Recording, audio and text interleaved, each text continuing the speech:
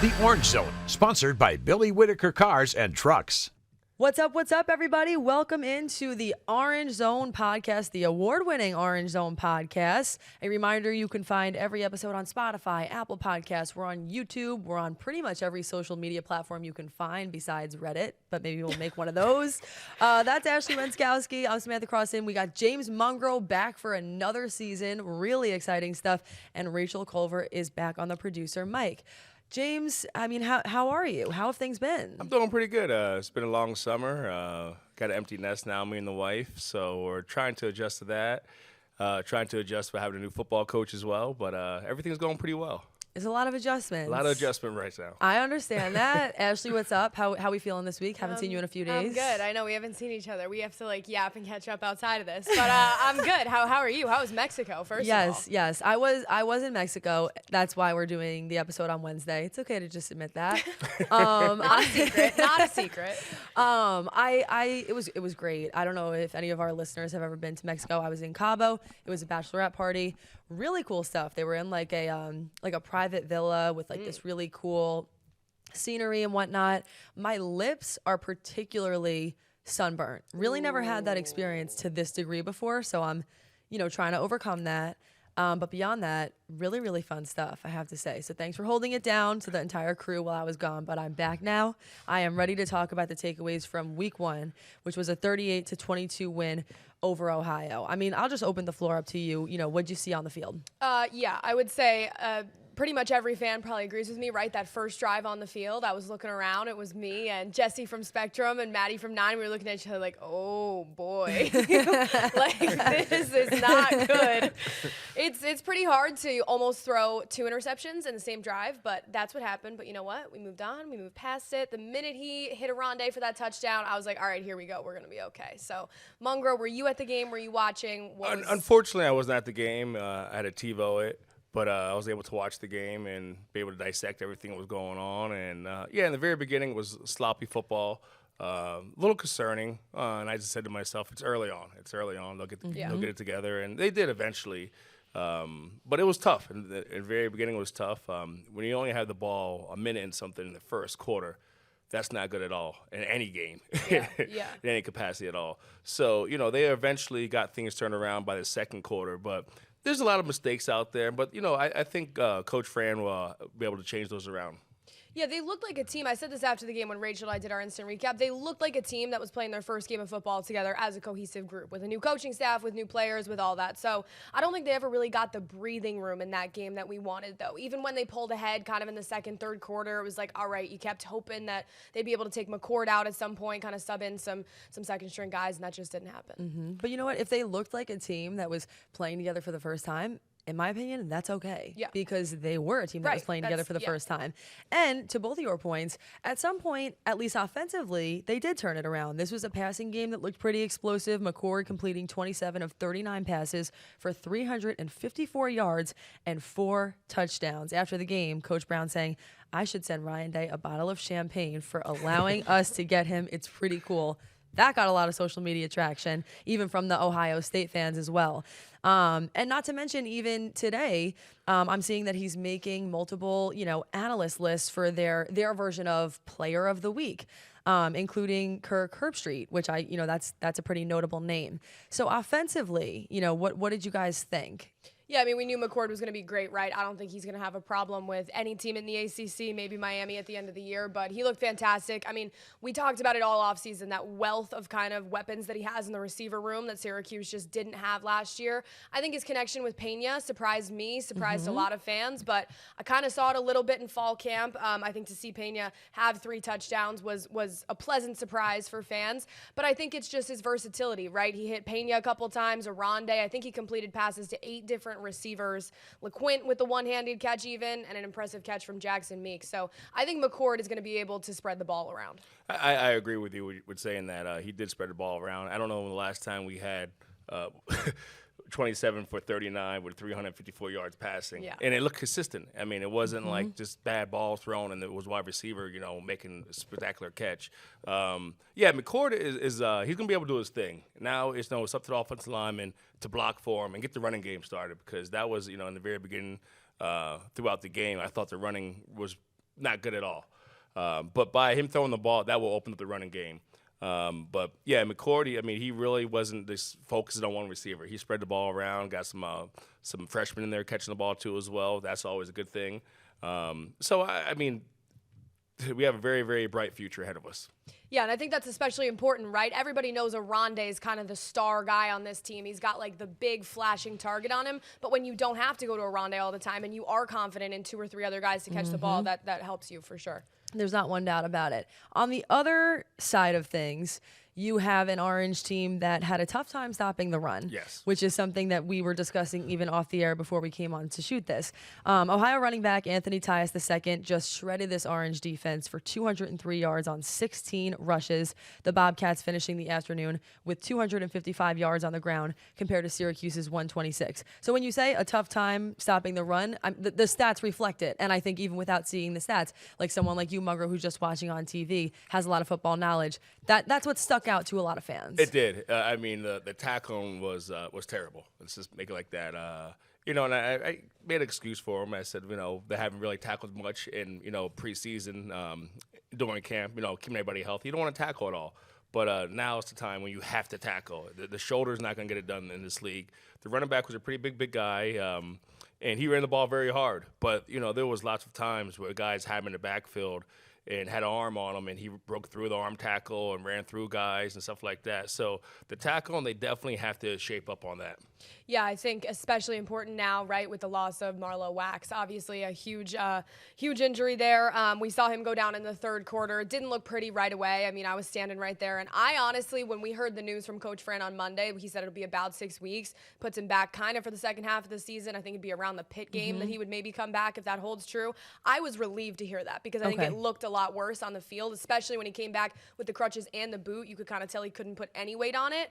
So to me, 6 weeks was almost a win in terms of what we witnessed. I feel like they haven't confirmed what it is. They just said lower body, but probably like a high ankle sprain or something like that. But at the end of the day, the defense, I mean, Marlo is the heartbeat of that defense. He also wears like the in-helmet communication to allow them to communicate. Justin Barron said he doesn't know who's going to be wearing that in his absence. So Marlo's a very sizable loss. It totally is, but this is when someone has to step up, Yeah. and Fran has been building his depth chart and everything like that. So the next person up, and let's see what they have. I mean, and this, with a new team, new coaching around, a new philosophy, it's a lot of positive stuff that can happen. And even though Marlo's down, next man up, and that's what we expect, from Syracuse. Yeah, and we got a chance to talk to James Hurd Jr. yesterday, who slotted into Marlo's place when he got hurt in that 4th quarter. He's actually a redshirt freshman. He caught the interception in the 4th quarter, and he said that was a surreal moment. He was like, that was my first game of football since high school, and I was out there catching an interception in front of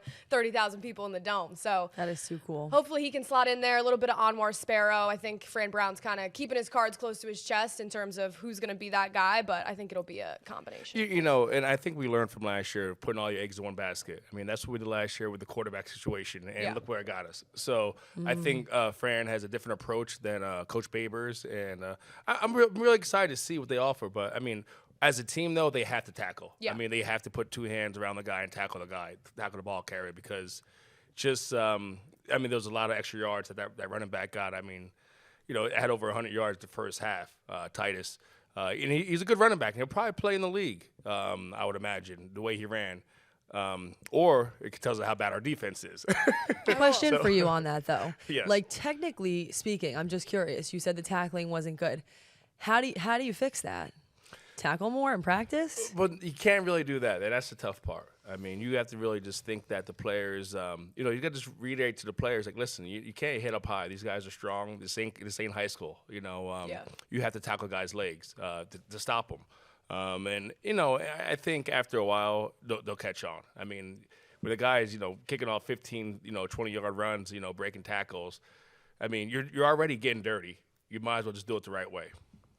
That's a one-liner. Might be the one-liner of the week. Rach, what stuck out to you?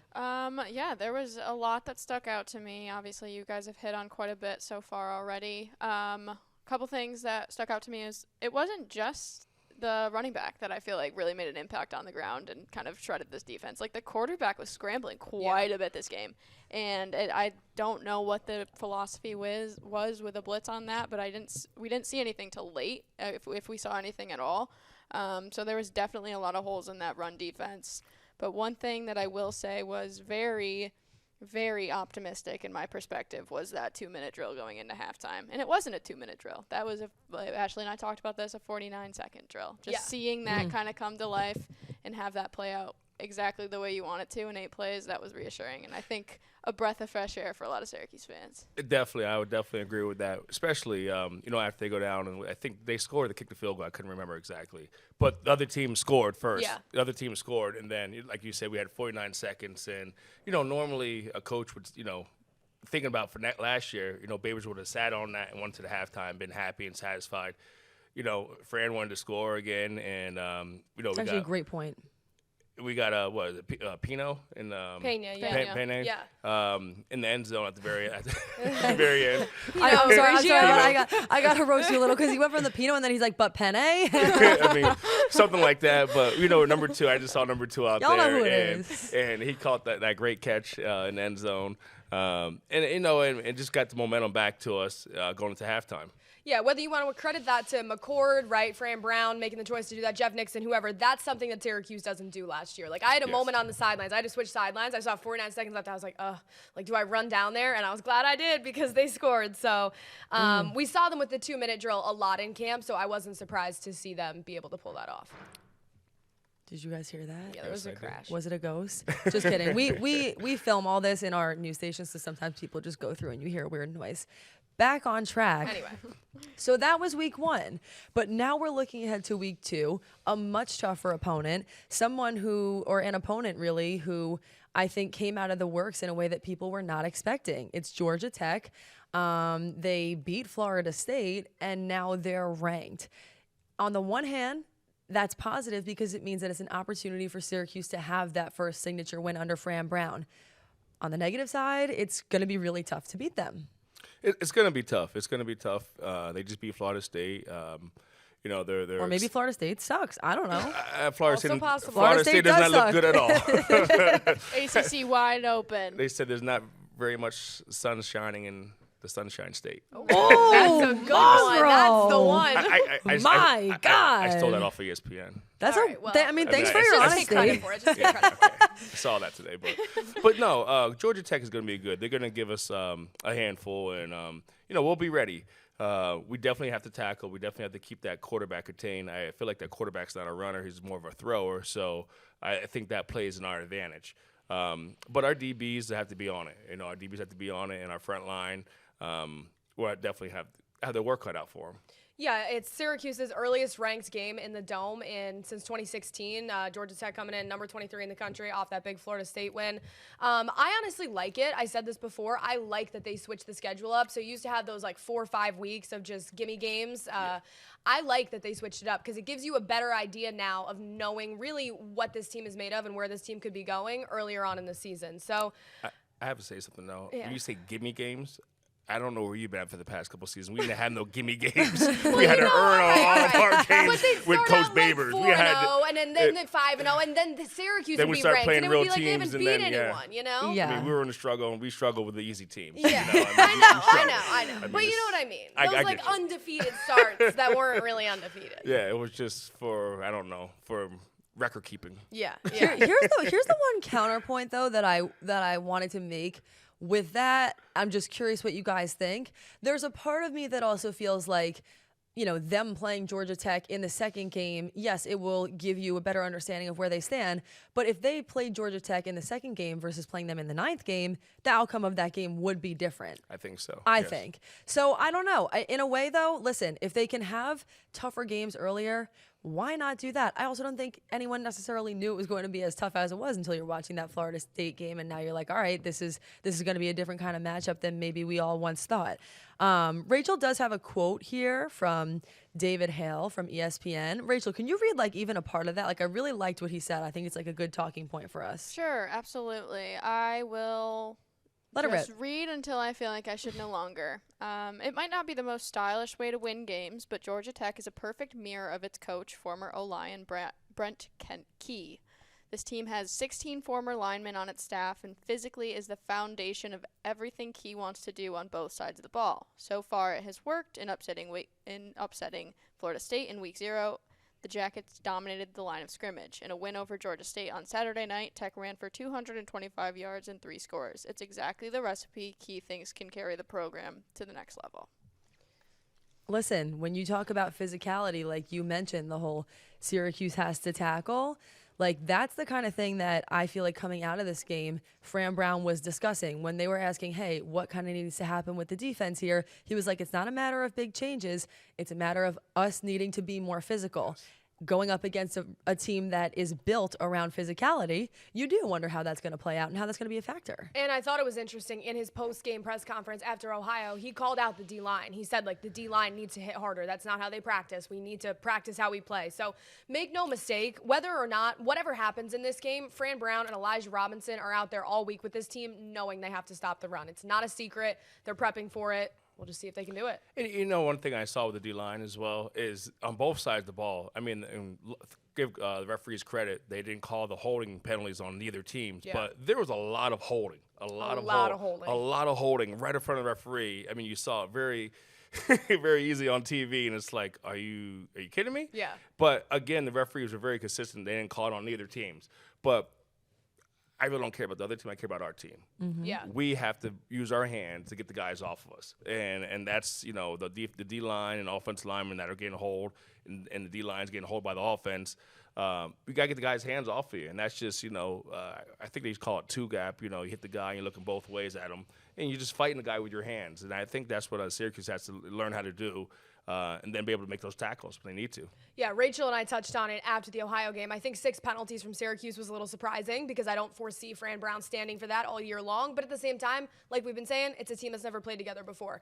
I do think, like Justin Barron, I think had 2 or 3 penalties that were his own. That's surprising from an older guy like him, a senior. So they'll clean that stuff up, I think, as the year moves along. There's no doubt about it. The other thing is, you know, there's this whole list of stats here.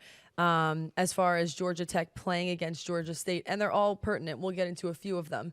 But something that you just mentioned, it reminded me of something that you always used to say last year, which is that you need to control what you can control. Yes. And that's, I think, what you mean when you say Syracuse needs to focus on them. Yes. You mentioned it. It's not a secret what needs to happen here. The game plan, I think, with Fran Brown and company is set, has been set. He knew right after the first game what needs to happen. It's a matter now of actually putting things into play and executing.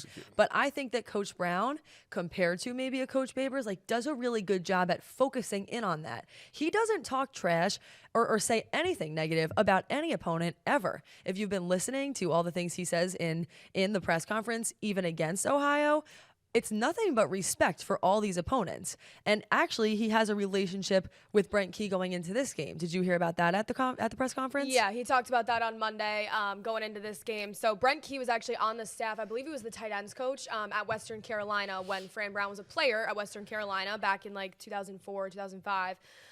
So they do have a relationship. There's some other guys on this staff that also have a relationship with Brent Key just through the ACC, through the coaching world. But people asked Fran if he was going to talk to Brent Key this week before this game, and he said he had a one-line. Fran's great with the one-liners. He goes, "No, I'm gonna see him on Saturday." So he said, "We're not going to talk on the phone. We're not going to do all that." But these two do know each other. Whether that comes into play, whether that's a factor, I'm not sure. But I think Brent Key has definitely been an influence on Fran Brown to some extent. Yeah, you know, that's the love about coaching. You know, you're going to play different coaches, and coach is a big carousel. And, you know, you have respect for each other, and that's the way it should be. You know, no matter what, you always have respect. You want to be the leader out there to show your team how to respect other people. And, you know, Fran, and I would agree with Babers as well, always did that. They gave credit to other coaches and stuff like that. But let's talk about Fran, not Babers no more. But honestly, to your point, I know you're right. Like, honestly, I remember Coach Babers doing the same thing. Yes. We did, like, check in with you, obviously, last season and kind of heading into this season. But this is the first time that we're really on the set with you now that we're actually in the 2024 season. What do you think about Coach Brown just from what you've seen since the last time we spoke to you? I think, you know, the way Coach is coaching the kids up there and the whole coaching staff, I think that's very big. I think the communication with the coaches and the players is very big now in 2024. And, you know, it's not, you know, what you did previously, it's what you're doing now. And I think Coach could relate to the players a lot of being a younger coach and being around the game a lot and being around seeing different things in different areas. when I'm saying if areas, I'm saying like down south in Georgia, of seeing those players and how the players respect their coaches and how they respect the program as well. And I think that's what Coach Brown is bringing to Syracuse. I think he's trying to cultivate much more of a, like, not to say just Southern, but that big-time program atmosphere, right? Yes. We saw the quad walk before week 1. Justin Barron talked about yesterday when we got to talk to him about how some alumni, Garrett Williams, Michael Jones, those guys who are in the NFL now, were texting in their group chat being like, that's so awesome that Syracuse is doing that now, because the Ohio States of the world, the LSUs of the world do that. So to see that at Syracuse is great. So it's a culture thing. It's an atmosphere and thing. the fans like it too as well. Yeah. You know, I mean, to see, up in person, the guy, walking by you, and now they're about to play in a game, and you don't know how they're going to play, and they might do something really cool, and you get to wave at them. So, I mean, the whole fan experience, that's perfect. That's what Syracuse needed. Honestly, I don't mind admitting this. Like, the last few seconds of that video had me feeling really quite emotional. Like, I loved watching. Did you guys see? I don't know if you saw. You have a Twitter? Probably not, right? Nah. Yeah, no, I wouldn't have bet on it. Forget about it. But there was this video of him doing the quad walk, and someone from the Syracuse athletic staff is walking behind him. Yes. I did love seeing him, with all the fans, but he also is always very big on how his wife and his kids have contributed so much to his success. And just the way he went over to him, the love that he publicly showed, I think even that is a really good influence on all of these players. Like, he's very big into family and into setting a good example. And I like that about him. I really respect that about him. And all the players were able to, as they were walking by, kind of hugging their parents if they saw them in the crowd, hugging family. That's what it's about. Yeah. I mean, it's not just always just out there just hitting and banging each other. There's a lot more involved in the game of winning and losing. And, seeing your parents. And, I tell you what I was impressed with when I saw on TV, the guys walking down the steps onto the field. And the first person they saw was Coach Brown right there greeting all the players. That's nice. And he shook all the guys' hands, and that's, I mean, you could have been scholarship, you could be making money, an NIL deal, or you could be a walk-on. And your hand still got shook by a coach. Because it's fair ground when you're on the playing field. Yeah, this is a team I don't doubt that Fran Brown really and honestly knows each and every one of these guys, on a personal level to some extent. And with saying that, too, when I was at practice a few times, I saw a coach talking to players and stuff, injured players that are out there, and always coaching. And that was something different than I never really seen from other coaches here at the staff here at Syracuse. Which also can't be easy considering how large a football team in general is to make everyone feel valued, important at home. But how many times have we seen him attempt to do that when they all, you may know about this, but at the beginning or during camp, how they all stayed in the dorms together. He made them all stay in the dorms. That to me is what you're talking about, level playing field. They were all wearing, I don't know if it was matching suits, but they sure all looked similar. They were there custom. There was a uniformity element to that. And I mean that positively. Yeah, we did actually somebody here from the station did a story on it, but it was a suit shop downtown, made custom suits. It's similar, all the navy with the orange accents, but on the insides of the jacket, each player was able to customize them with some sayings or, some important family member things. So I thought that was really cute. I'll have to check that out Yeah, on CNYCentral.com. On CNYCentral.com. We have to do an episode down there maybe. Yeah, no, absolutely. See if we get some suits or something. Anyone I'd like wanna, a suit. Honestly, wait. A matching set? Me and Ashley are going to show up on game days matching from now on. Oh, yeah, we are going to have custom outfits. Anyone else have anything that stuck out to them before we move on to some predictions here? Well, I just think that we need to clean up the penalties a little bit. Tack on. Both offense and defensive line need to step their game up, and get that running game started. The passing was good, continue to do that, and I think we'll be fine. If we could tackle better than we did last week, we'll be all right. Yeah, they need to pressure the quarterback. I feel like, I don't know how you felt watching, but I felt like that kid last week had all the time in the world to throw the ball. He did, and there was a lot of gaps open. And on top of that, too, as well, watching that, the first couple run plays the quarterback did, didn't even had the right read. If you would have followed the running back going through the hole instead of freelancing and went to the right, he would have scored. He would have had a lot more yards at times. Way too much time. But yeah, again, there was too many gaps. I mean, you got to tighten up the defensive line and give them only one way, not two ways to run. I do wonder myself, in terms of the run game, Mungro's obviously brought that up a couple times. She called me Moten. Yeah, we're not We're just terrible with names right now. Now I'm moping now. Okay. No way we're just going to Goodness pass over gracious. that. Wait, Mungro's back, baby. Rachel's heart is always in basketball season. Goodness. It really is. I'm doing my best to like sound like I know what I'm talking about when it comes to football here. But when it comes to the run game, I do kind of have like a curiosity of like how much it plays into the fact that like maybe Fran didn't want a lot on film going into like some of these next games. I don't know if that might be kind of a philosophy of like kind of easing back on all that they have in the tank just to kind of keep I think that. if they could have, they would have. You think? Yes. Okay. All right. Well, there's That's my that. opinion. Well, we want your I'm a opinion. running back. That's an opinion we want and we value. He's a running back, not a basketball player. Okay, let's it's prediction time. Let's talk about it. Before you got here, so we will, have you write up a list, and then Okay. next week we'll tell everybody what you said or throw it in the comments. So look for Mungro's season predictions. We didn't do the scores last week, but we said who we thought was going to win or lose for every game throughout the season. Today, just for the purposes of some good TV here, we'll just go Georgia Tech with the scores.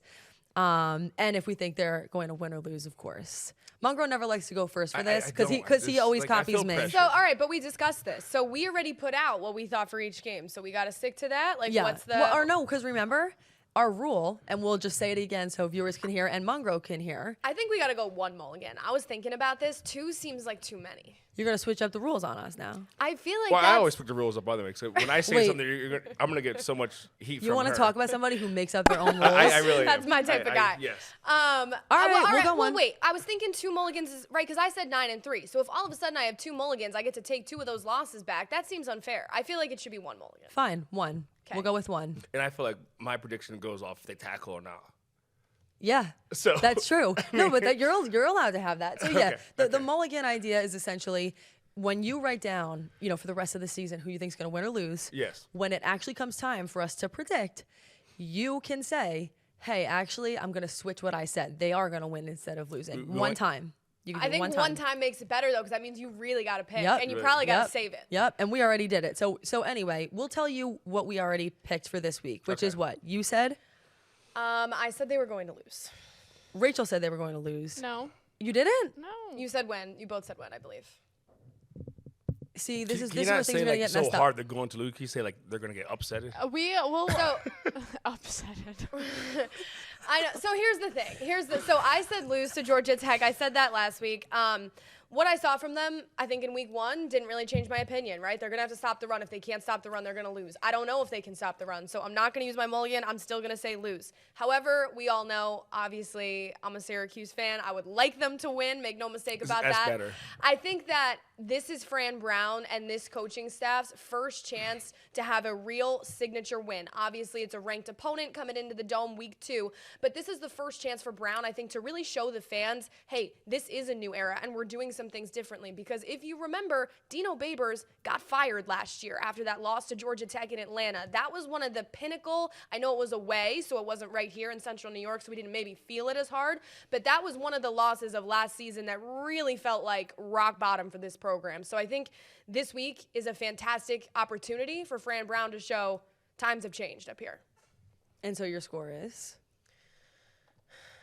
I didn't think about the score yet. Come back to me. We'll come back She to was you. cooking and then immediately she was like, I had a came thought. to a dead I had a halt. thought. You're on it though. I'm like, You're on it. okay, confidence. Let's hear it. But like legitimately, if Rachel said win, I need. We can maybe cut it or something, but I don't remember if I said win or loss. If no one else remembers either, I'm No, gonna have you to look said back. win. You because said we win. disagree. I did? Yes. Okay. Yes. All right, then I feel like it is too. I feel like it's just too early for me to use my mulligan. I don't want to do that yet. Yeah. I'd rather save that for crunch time. And I like the idea of betting on them because we still don't, I feel, know what they really have to offer. To me, week 1, yeah, there were certain things that concern me. Do I think that the score could have been a little bit further? Sure. But I also think it was the first game, and I never really consider everything about a team in the first game alone. So I'll stick with win. I definitely think it's going to be close. I think it's going to come down to the wire. I think probably relatively high scoring, and I haven't even checked the spread, and I normally like to do that. So I am just going off the cuff here. But I'm just going to say it's going to be something in the realm of I think Syracuse will win 27-24. Okay. Georgia Tech, by the way, I think is very slightly favored in the spread. I don't know the exact number, think but it's it's like- very close. I think it's 2.5. I was gonna say 2.5. Yeah. That's what I thought as well. I think I saw it 3. Ooh. 2.5 or 3. All right, 3. I thought I saw Somewhere 3 in that realm. points. So then I'm good. But the opposite direction, so I'm not. But I'm going Syracuse 27-24. Okay, and I see. I like that score. I Yo, like see, you see, I like you I like see? this. I like the score. I like the score. I think Syracuse will win this game for a couple different reasons. Dwight Freeney is going to be back in town. Yeah, he is. Whoa. We forgot about that. Yeah, we didn't even touch on I that. didn't forget about it though. That's my man. That's my That's man. why we got my you. Man. That's my man. Dwight Freeney. He's back in town, and they're going to be retiring his jersey. Yep. Yep. That dome's going to be rocking. Yeah. That dome is going to be rocking. Ranked team in the house. Yeah. Fran's first, game. A lot of former players will be back. Are you?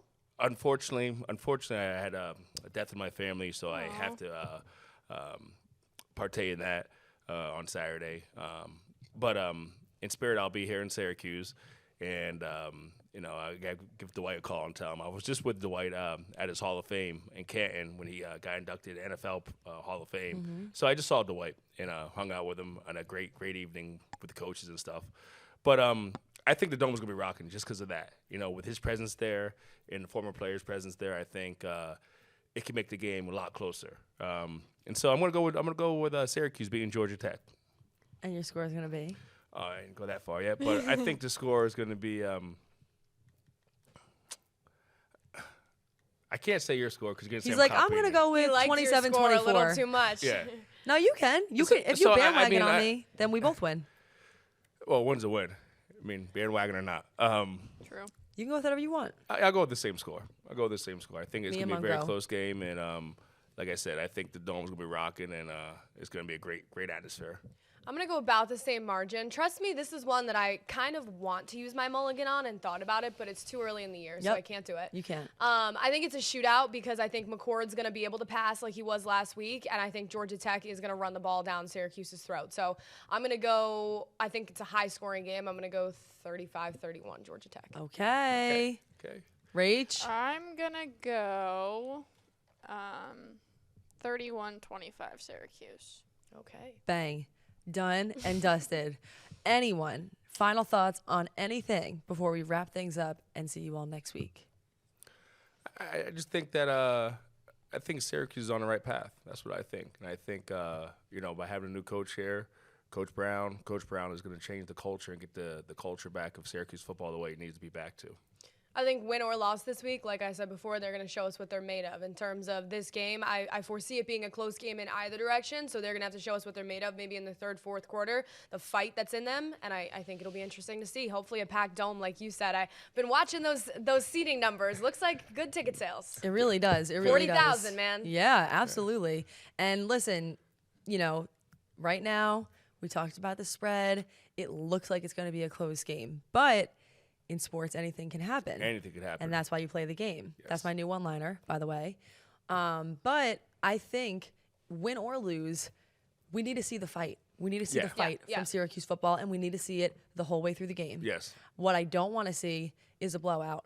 I want to see something close. I wouldn't mind seeing a blowout as long as we're on the top end of it. all right, that's true. If it's a loss and they're in it down to the wire, though, to your point, that's such a different feeling. Yes, than it if they is. do. 100%. I totally agree too. So, I mean, reality is if the games keep it close. Yeah. I mean, people's gonna be very, very happy. The fans will be happy with that. With the win, it's even better yet. Keep those fans in those seats through the second half, because I noticed last week Syracuse fans have a little habit of evacuating in the third, fourth quarter. They didn't do that last week. Nobody fans were wants in to their deal with that seats. traffic coming down off the hill. All right, goodbye, Rachel. Stay in your And seat. goodbye to everyone. We will see you next week on the Orange Zone podcast. Thanks for watching.